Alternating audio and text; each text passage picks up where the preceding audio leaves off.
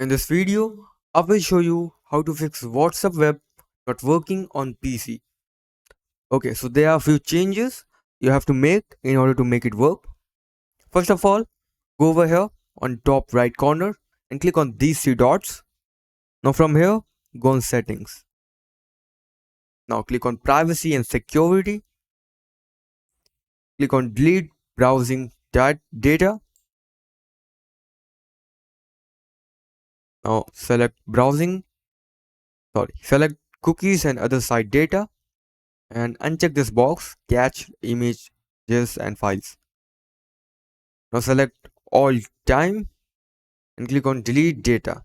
You can also select this one, cached images and files. Select this and click on delete data. Okay, another change you have to make, go on reset settings, click on restore settings to their original defaults and click on reset settings.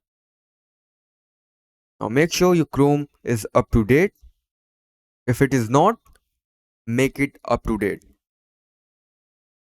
So that's it for the video. That's how you can fix WhatsApp not working on PC. Thanks for watching.